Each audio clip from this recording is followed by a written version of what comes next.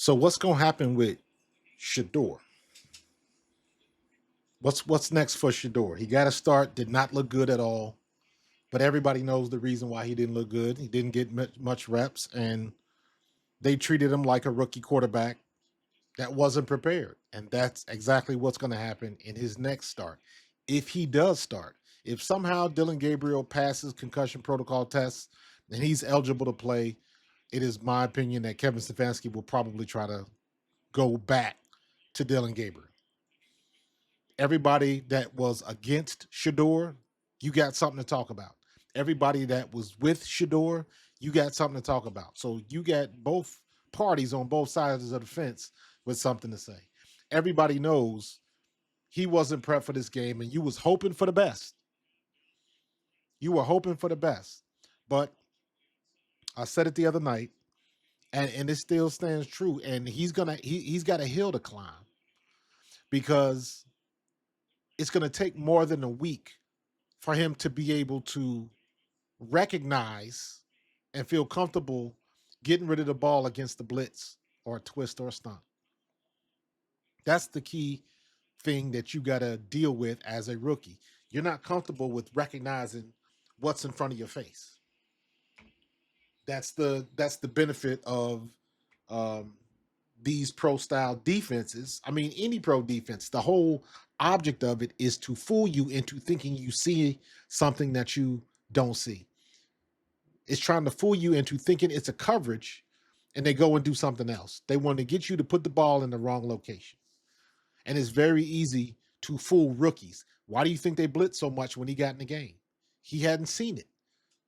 And you gotta act fast, and you gotta know where the hot routes are. And then if you audible, where do the hot routes go on an audible? Because the blitz might still be coming. What do you do on a zero blitz? Everybody's in your face. So he's got to get used to seeing that. And it's not like he hasn't seen it before, but the NFL goes next level with it, and you have to be comfortable in the pocket, knowing where you're supposed to go with the ball. Recognizing defenses, processing. You hear that word when they talk about quarterbacks all the time. How fast can they process? What that simply means is how fast can you look at the defense and understand what they're doing? How fast can you look at the defense and understand that, hey, this is a hidden coverage, and as soon as I get to the line of scrimmage to snap the ball, they're going to drop back into something else. That Mike linebacker is going to drop back into Tampa, and then we're going to have another guy in the deep middle of the field. Where do I go? Can I adjust somebody's route on the fly? Can I figure out what I should do with this guy in man-to-man coverage?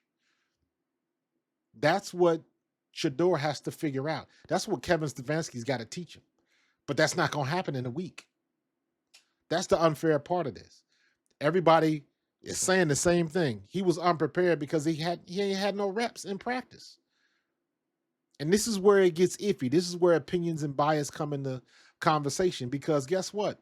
Do you think Tanner McKee is pulling any reps from Jalen Hurts? If he is, it's not a lot. Not with the ones anyways. But what happens is the reason why this situation is a little bit different is because nobody in Cleveland expected Dillon Gabriel to be the starter. You lost Kenny Pickett, you lost Joe Flacco. Now you stuck with Dillon Gabriel, and Dillon Gabriel was looking horrible. Now Shedeur gets his first taste of it. When you're thrown in the game, because if Dillon Gabriel doesn't get hurt, he finishes that game. They probably still lose, and maybe Shedeur starts the next week. Maybe. All depends on how Kevin Stefanski. I would guess not, because I said it before. It seems like Kevin Stefanski just don't like him. This is one of the rare situations because you have a rookie quarterback that's not doing well at all, not showing anything that he's worth that third round pick. And then you got Shedeur, who was graded a first or a second, but you're gonna stick with the process of him being a fifth round pick, so he doesn't deserve. If you're gonna stand on that hill and die on that hill, you go for it.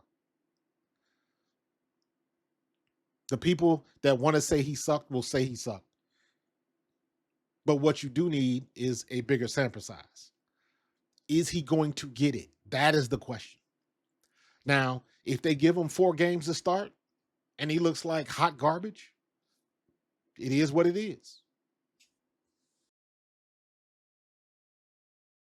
solution right here for all of them people that swear up and down that Shedeur sucks, and all the Shedeurians that swear up and down that he's got franchise potential. They say that with all draft picks coming out. And I'm when I say Shedeurians, I'm talking about Shedeur's fans, and I count myself as one of them because I watched his games in Colorado. I know what his flaws are, backing up, trying to make something out of nothing, but always going backwards. And he found out very quickly you can't do that in the NFL. They're too big and too fast. But that's what rookies do. When they find themselves in trouble, they go back to their old habits. So that's not anything unusual. And how do you get out of that? You got to play your way out of it. And unfortunately, he ain't really getting a chance to play. I tell you what, I'm watching this game right now with the Raiders and the Cowboys. Shedeur Sanders, can he do any better than Geno Smith is doing right now?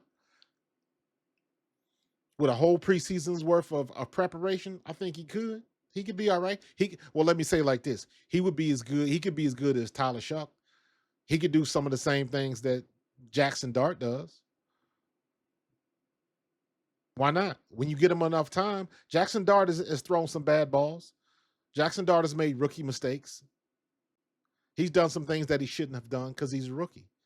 But his leash is long, and ain't nobody going to dwell on that. Same thing with Tyler Shuck. You got beat out by Spencer Rattler. And Tyler Shuck is looking halfway decent. He's going to make some mistakes. And you chalk it up to your rookie learning curve. Unfortunately, Shedeur is probably not going to get that. Unless somebody trades for him and he ends up somewhere else next year.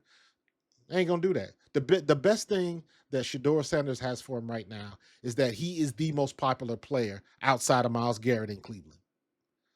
And they trying to sell season tickets for this new stadium they just got approved for. So the Browns find themselves in the pickle. Nobody's buying season tickets to come see Dillon Gabriel. They're not doing it. Dillon Gabriel is not Drew Brees in the making. Not even close. Dillon Gabriel can't even sniff Doug Flutie. I played against Doug, so I know what I'm talking about in that regard. So the Browns got a decision to make. You either going to develop the kid and let him and figure out what he's going to be, or you wasting his time. And if you waste his time, that's the real crime, because you stealing time from his life. Time is the most valuable thing you got on this earth, because once you give it, you can't never get it back. So I hope Cleveland is not wasting his time. I hope they at least give him a legitimate shot. Give him 3-4 games. Let him make his own mistakes. Maybe he'll show somebody that he'll get glimpses, and somebody will see something and say, okay, I'm willing to give him a chance. Brian Daboll started this whole thing. He looking for a job. Ain't it funny how things work? So yes, it wasn't a horrible showing, but it just showed you how different it is and the speed of the NFL. And I talked to people that they were just waiting for Shedeur to get his chance, and they knew he was going to go in there and just ball out. And it's like, it ain't that simple. It ain't that simple. I think he has talent. I think he was, in my opinion, I thought he was a late first round pick, somewhere in the second round. At the very worst, he was a third round pick. At the very worst. But I think he was a first or a second round grade. I think that was warranted. He's got good touch. The one thing that I always remember when I watched him in Colorado was he could deliver the ball on time and on target and get blasted in the face. He took some shots at Colorado. So that is not anything new for him. He had his opportunity to get the ball in and seal the win. He overthrew the one, and then the kid dropped the other one. So that's the way it goes sometimes. That one in the back of the end zone, that was the opportunity that he missed. He sailed it. And he sailed it. Hopefully, the next opportunity that presents itself for Shedeur Sanders, he'll make good on it.